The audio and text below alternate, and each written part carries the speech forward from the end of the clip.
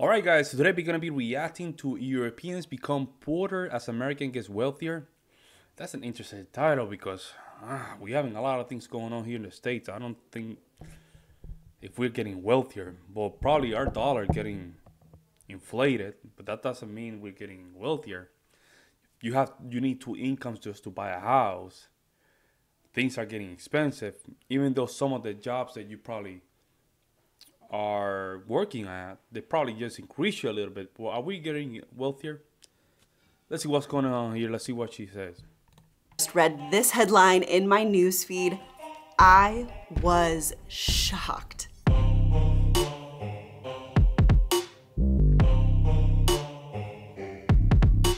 I think we've pretty comprehensively discussed in quite a few videos now on just how enriching we find our lives here in Germany as American citizens.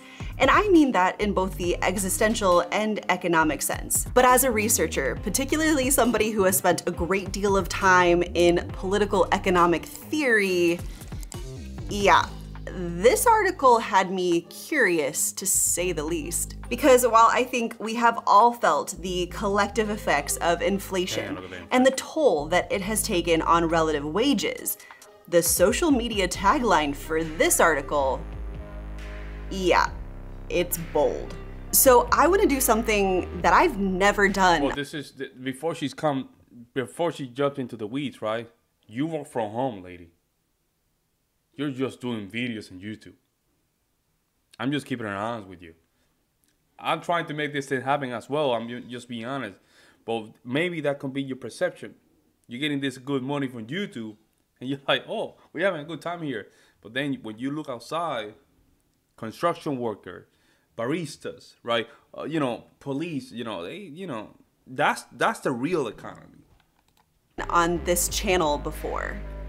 I want to go into detail on this specific article. I want to include a link down below in the description of this video to the actual article from the Wall Street Journal. But just a heads up, it may be behind a paywall. So if you don't actively subscribe to them, you may have some issues actually reading the article for itself. But I should also mention, I'm actually not going to be reading this article verbatim. Glass over, basically. I'm simply going to be looking specifically at the data that the author brings forward in order to make his point.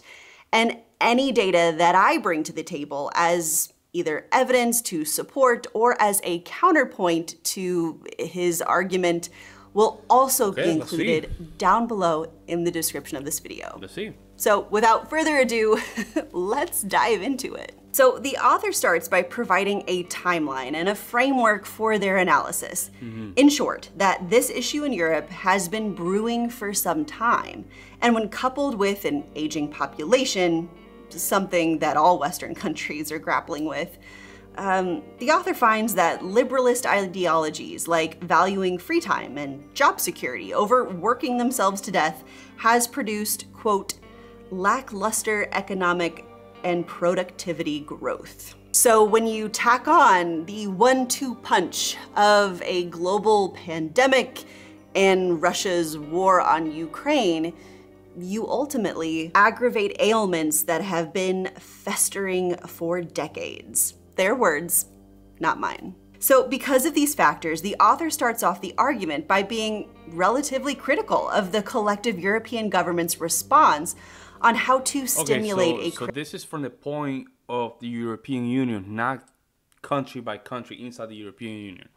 Right. Crippled global economy, namely giving subsidies to employers rather than directing it primarily to citizens to keep them spending. And to be honest, I find this particular depiction somewhat misleading because while yeah, the US government did give about 1.8 trillion to US individuals and families as part of their various COVID. That's not true. See, the government never gave us $1.8 trillion. That's not even true.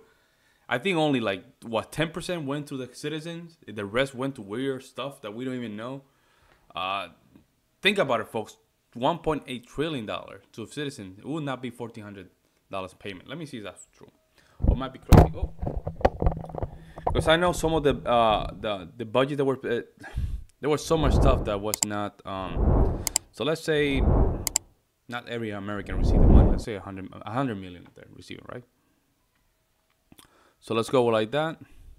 1,400 multiplied by 100 million, right? It's 1 point. Doesn't even tell me, but I don't think it's $1 trillion. I don't think it's $1 trillion market, right? Probably in the billions, right? So a lot of these expenses, right? They went to programs that we don't even know. A lot of them went to money places that we don't know, right? And the problem is when the government or our government give money to citizens, it just creates inflation. So that means that everything else increasing prices. That's the problem. Relief packages, they also gave $1.7 trillion to businesses, $80 billion of which came in the form of PPP loans that largely never had to be paid back. But my bigger issue here is that this article really does sort of gloss over just how fundamentally important worker protections are in European employment law. Germany's COVID response was aimed at keeping people employed by making sure they still received their normal paychecks. But in the United States, where at-will employment reigns supreme, American workers, even in good economic times, have very little relative job security. And so in the US during COVID, the unemployment rate increased dramatically from 3.5% to 14.7%. Well, what happened there? Everybody has to go home because because of virus. So what this graph has to do from with anything? February to April 2020. But in Germany, from February to August 2020, the German unemployment rate only rose slightly, from 3.5% to 4.1%. Because you guys didn't get fired. In my case, I didn't get fired. They just stopped. Because well, technically we got fired because of the virus, right? So that's how I say it. But I think in the case of Germany, right, I would just give the argument. You guys kept your job, but don't go to work, kind of thing.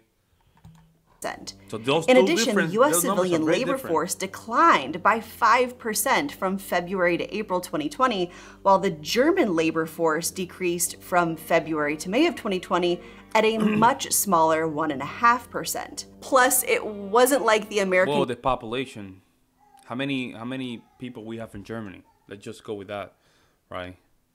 So we have what? In Germany, we have to be careful here, folks, just throwing numbers like that. Germany population, right? 83 million, right? In the United States, like 250 million. So those numbers are going to look a little bit different. What I would say is that in the United States, when the virus came, they just fired everybody. Plus, the government was giving, weekly checks, right? It was between $700 to $1,400 a week. You see what I'm saying? So we were not completely left out. Even though I didn't agree with some of the policies, because later on we had to pay that money back. And right now we're paying that money. Government was just shoveling out life-changing sums of money. The average amount of stimulus money was $3,450 for Americans with incomes in the bottom 60%. That includes all Americans earning under $65,000 per year. And don't get me wrong, nearly $3,500 isn't exactly pocket change. But say you happen to be one of those American workers that was earning around $65,000. Well, $3,500 doesn't even amount to one missed paycheck after taxes. But moving on, the article then points to issues surrounding international manufacturing and Europe's heavy reliance on exports. And really, to be honest, I really do actually agree with the author on this particular point. Strengthening domestic demand, the economy's #2 driver after exports, could happen by increasing wages and state expenditure. No. And this would not only be used. Do not increase wages. If your economy is weak, the first thing you should never do is increase wages.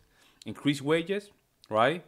Contribute to high prices and high inflation. You have to release some of those taxes. That way your wage has something to combat or go against it. If you're earning $10 an hour, right? $10 an hour, right? And let's say that you are just a toilet cleaner, and you have a teacher that's earning $35 an hour, and increasing that minimum, right, to $15 an hour, you literally taking that teacher job, devaluing it, right? So that means prices have to go up because the clerk or the deli that probably is paying someone $10 an hour, he has to increase everything. And everything just fall like a, like a trigger economic kind of thing. Useful That's for my Germany opinion. alone, but would also show solidarity towards neighbors and partners. But the next three statistics that are brought up within this article, I think, are fundamentally important for everyone to understand about the economic prosperity and health happening in Europe and the United States. The picture Different that's economy. painted is that, in contrast to the United States, where positive gains are to be had, European nations are experiencing a decline in private consumption, a decline in global consumption spending, and when adjusting for inflation and purchasing power, a decline in real wages. And yeah, that sounds bad, because it is. After all, the two textbook determinants of private consumption, household income and wealth, generally explain the largest part of consumption growth. So when that Okay, falls, hold it on. speaks to Let's just watch this, okay? Household expenditures by consumption purpose in the EU, right? So restaurants and hotels, negative 27%, transport 15%. This is a good graph to see what is very important for the Europeans, right? And recreation and cultures is very low. Clothing and footwear, total household expenditure. There's a lot of things that we should take into accountability, right? And see what has been the change. It's clearly something happened here. This is 2021, 2019, and 2021 versus 2020. Let me know what you guys think in the comment section below. Let me know what changes have you guys noticed in the last 3 years. To a larger issue happening behind the scenes, and the loss of purchasing power is particularly challenging for workers in low-income households. But the statistic that seemed unusual for me was that real wages have increased in the United States by 6%. I mean, that kind of goes against everything that I've heard from my American friends and colleagues. Are things really that rosy in the United States? I think there's actually a lot to unpack here. So the author is technically correct. Between 2019 and 2022, Americans did see historically high growth in real wages. The 10th percentile real hourly wage grew 9% over the 3-year period. But in low unemployment labor markets, lower wage and historically marginalized workers do experience better labor market outcomes and faster wage growth. What But does that even mean? with a 9% growth in real wages since 2019, a worker in the lowest 10th percentile still isn't making enough to make ends meet. So what do you want to pay them? You want to pay them $100,000 a year? No, that's... If you work in McDonald's, let me give you an example, guys. What she's probably basically saying is that someone that works in McDonald's, let's say in Wisconsin, probably earning between $11 to $12 an hour, should be earning $25 to $30 an hour, right? That's what you're saying? Because the problem is when a person from a person that have a low skill job, low skill doesn't mean that it's important. It just requires the minimum. A low skill job, right, does not compare to the oil rig job, all right? And there's some up and downs when it comes to things like this. If you're a salesman, right, you're probably earning between $60,000 to $80,000, $60,000 to $80,000 a year. But the skill requires more high risk, right? And this is the problem with a lot of these arguments, right? And I understand where she's coming from. But if you take the flipping burger guy and put him in a $15 or $16 or $17 an hour, You're collapsing the economy because you're putting more inflation into the other products, right? Because now the deli store, where before he can only basically have some space to just have one or two workers with a minimum wage. Now you put him in a position that he has to make some cuts just to pay some workers. And some of them, they're not going to do it. They're just going to take the L and just try to force themselves to just go through it. And we already tried here in the United States. We have California, New York, Boston, Massachusetts, Oregon, Portland. All these places, they just raise their minimum wage for low-skilled worker and hasn't contributed anything to the economy. It has done the opposite.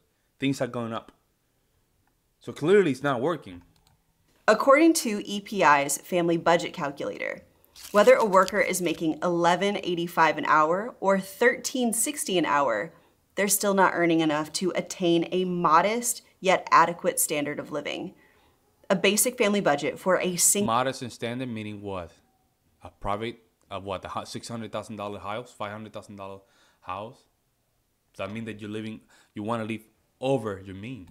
Single individual with no children in any county or metro area in the United States.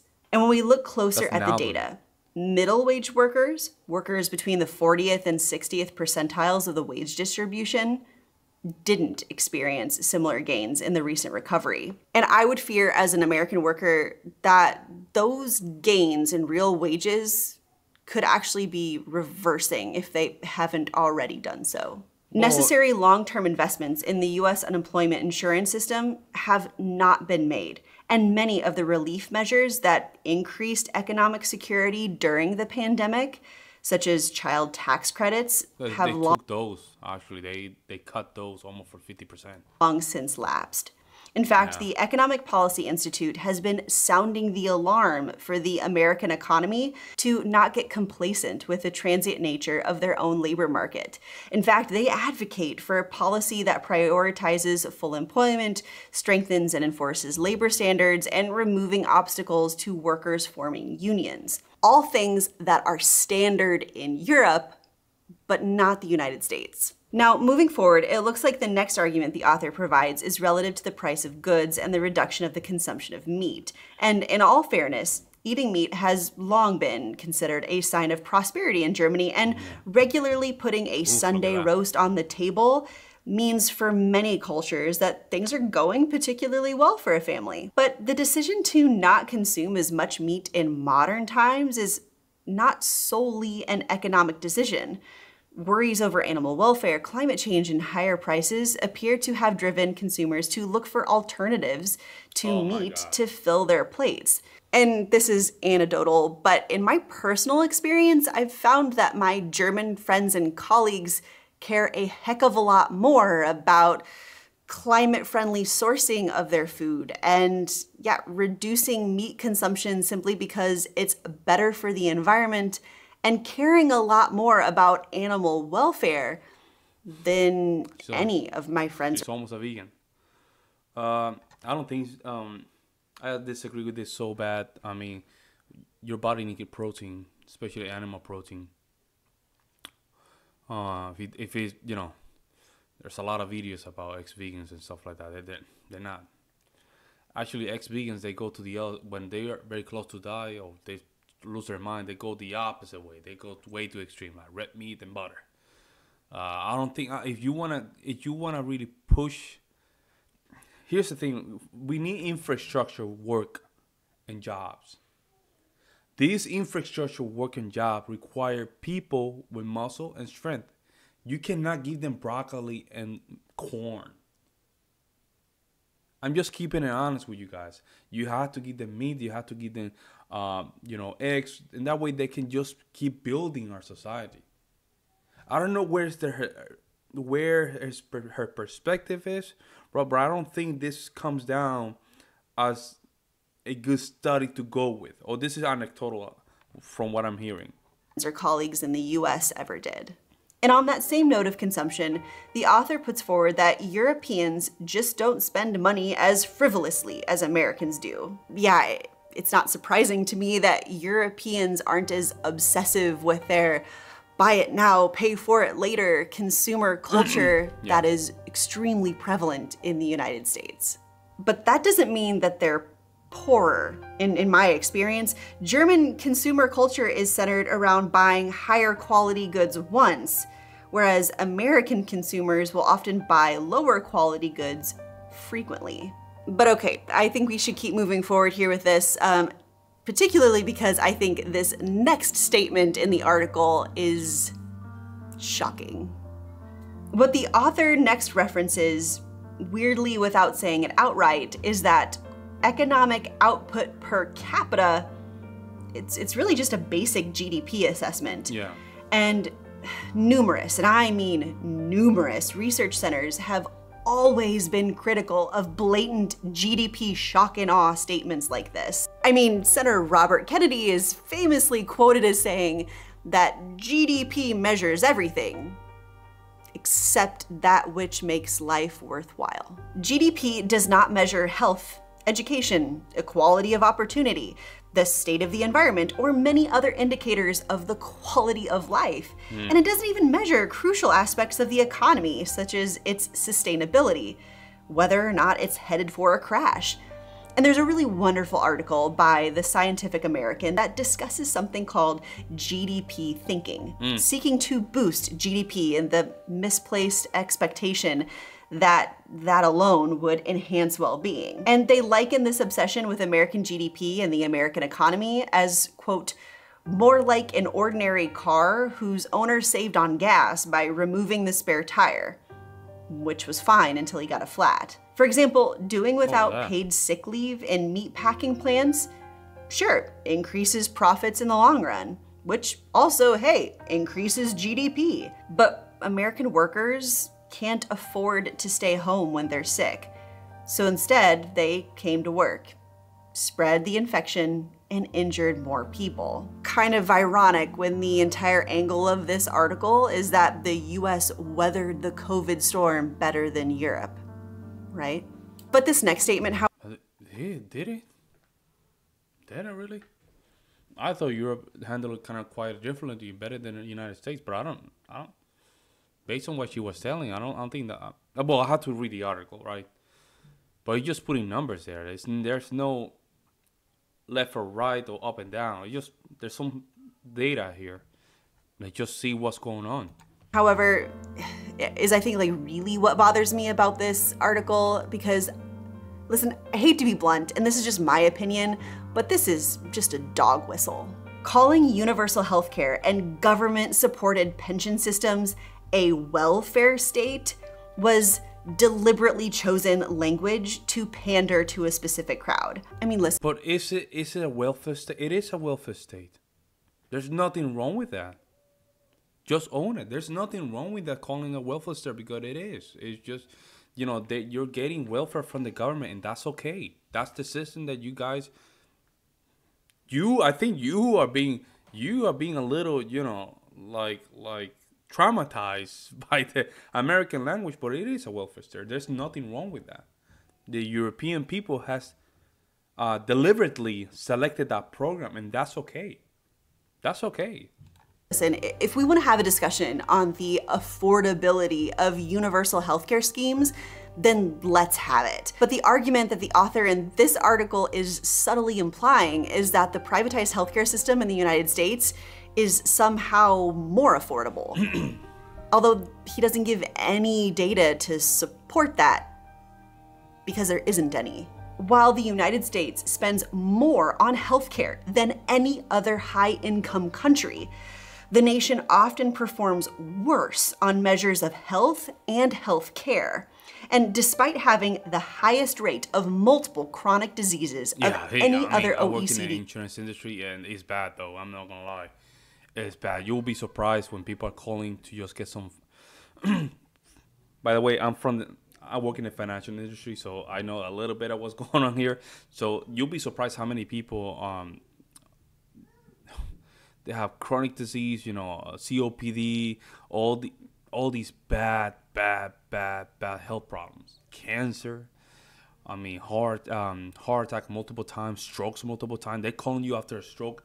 It is kind of crazy. I think in our system, when it comes down to healthcare, I think we overwhelm the system because basically we incentivizing people with bad conditions, right? So here in the United States, for you guys in Europe to understand, the people that mostly use our system are people that are super healthy. I'm talking about diabetes type 2 with neuropathy, retinopathy in it, with heart attack, chronic disease. All these people are overwhelming the system. So it's not that, like you guys in Europe, you guys have a more balanced diet, right? A better balanced diet. So the system does not get overwhelmed.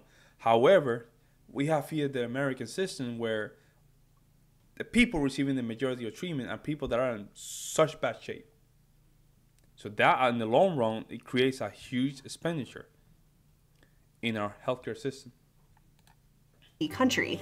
Americans visit physicians less frequently than European nations, and America has a below average number of practicing physicians. Okay, listen, I don't want to get all worked up here. I think we should keep moving forward because actually next up in the article is we do actually finally get to the quote that is attributed in the title of this entire article.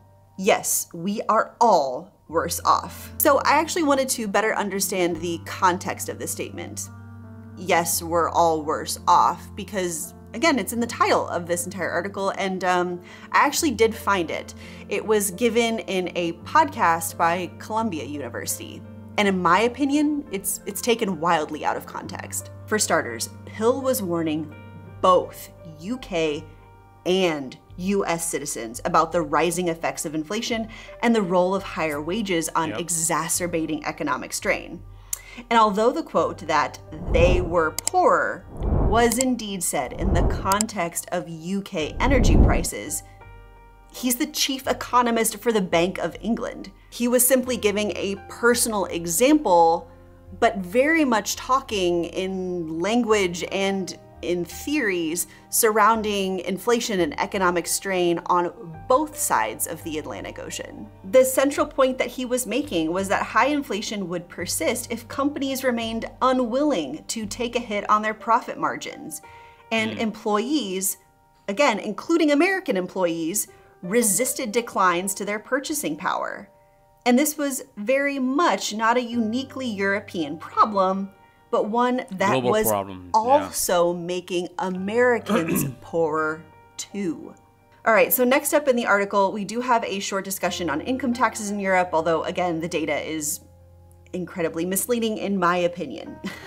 In Germany, the take-home pay of an average single worker after tax and benefits was 62.6% of their gross wage, not half.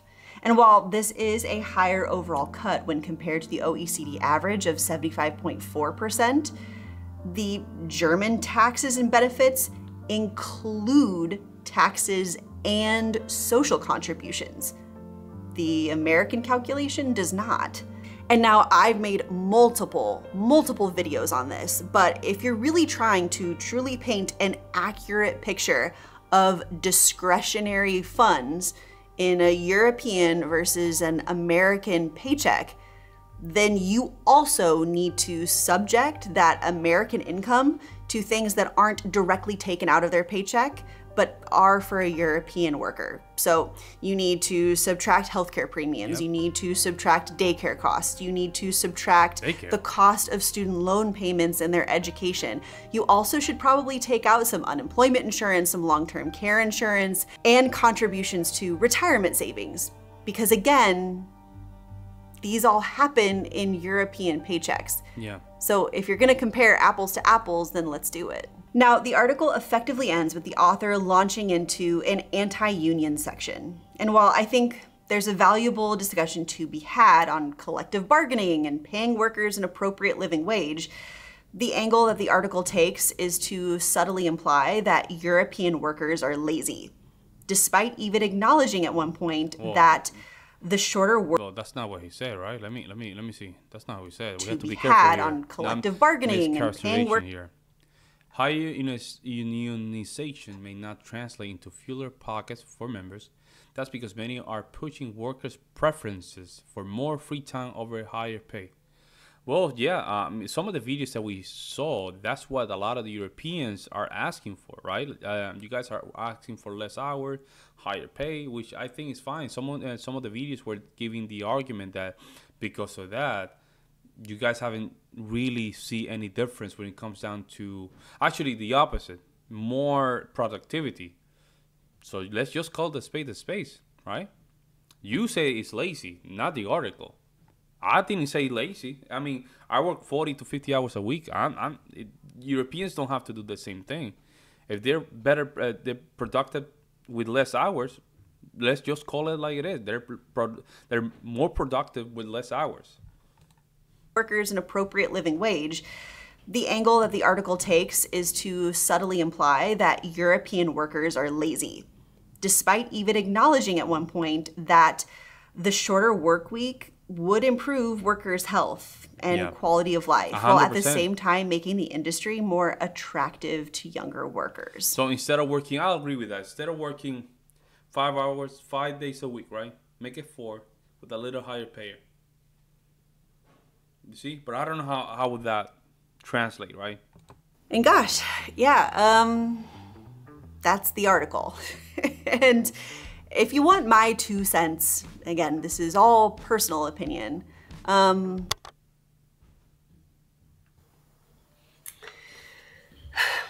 Well, I did my research. I filmed and edited the video, and I went back to just check the article one more time, and they've changed the title of the article altogether. And curiously, the new title pretty much reflects what I'm just about to say. But I feel like that's kind of important to note. Back to the video. I found this article incredibly disappointing. Listen, is inflation a problem in Europe? Absolutely, I agree with the author. But inflation is also a problem in the United States too. Yeah, but you're not using the whataboutism, right? It's like saying men need to step up, but what about women? See, you're now you have to be careful here, right? Because yeah, I the first one to admit that inflation here is a problem, right? But if there's a problem in Europe, you have to call it as it is. You cannot just say everything is good in Europe and we're just dangling here while there's a war right there in the corner. And you're not saying that war even affect their economy. Is that in the long run it's gonna affect their economy. Let's just not pretend that, and this is the thing, she might be because she work from home, she have a nice job, she's getting that YouTube money, which I think is great. Because that her money coming into Germany and spending in Germany, that it creates a great economy, right? It creates very good incentives. But the whataboutism is a problem, right? Show the data, show what you have to show, and that's it. In the United States, I'm the first one to tell you that inflation is a huge problem over here, man. Like we go to a diner, all of a sudden the diner is not $30, not $25 anymore, it's $42. You can see it. You can really see it.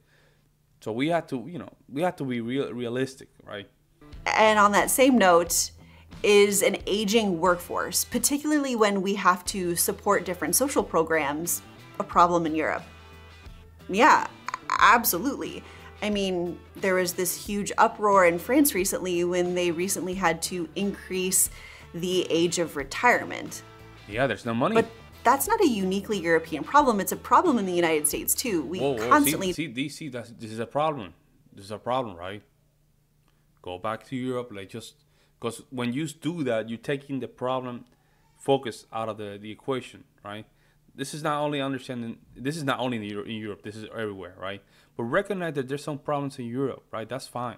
I think it makes everybody better. We talk about there not being enough funds in the Social Security program to actually be able to pay for people my age. I don't really get the angle there. These are things that we all have in common with one another. And the overall impression that I received from this article was that they're effectively saying that, you might not have all of these other worker protections like unions and time off and quality healthcare, but hey, your paycheck's higher and you're richer. Really? Right? That's what he said? I mean, never mind that Americans have a spending problem and national debt goes unchecked. Never mind that 2/3 of all bankruptcy is due to medical debt in the United States because they're the only wealthy nation to not offer its citizens universal health care. But hey, your paycheck's slightly higher, Really? right? Like, I don't know. Honestly, maybe I'm the problem because I don't think I will ever understand that argument. The argument that we either can't afford to treat our workers in the United States with what I feel are basic human rights, or that somehow it's better for a society to value a slightly higher paycheck in lieu of protecting them when... Yeah, I agree. But I don't think it's that easy. I don't think that easy, man. Because if it was that easy, they would do it, man. I'm telling you right now, they will do it, man. It's not that easy, man. Like, we have to figure out ways to just make things happen. Again, it might be from the perspective that, you know, again, and I don't have nothing against her. I think it's good for her to make her money. But you have to go to the groundwork and where the blue collar work and see how things are moving in those areas, right? To really understand the economy. And a lot of these, you know, businesses, they don't have a lot of money. They have enough money that they can pay a worker, but they don't. It's not like, man, we a millionaire, we can just pay someone $1 million. No, they don't have a lot of money. These are very simple tax jobs. You know, hopefully we can get out of this huge inflation, right? And hopefully we can just get out of all this inflation. But, you know, for the lady here, right, you have to recognize, you know, Europe right now is having a war, Russia and Ukraine, that is, you know, we don't know what's the future, right? And I might be wrong here and ignorant about the topic, but if we were having a war down in Mexico, in Ecuador, just going crazy, even though it's not a big economy, it will affect our economy, right? It will affect my economy in the long run. That's what I'm saying. Let me know what you guys think in the comment section below, and I'll see you in the next one.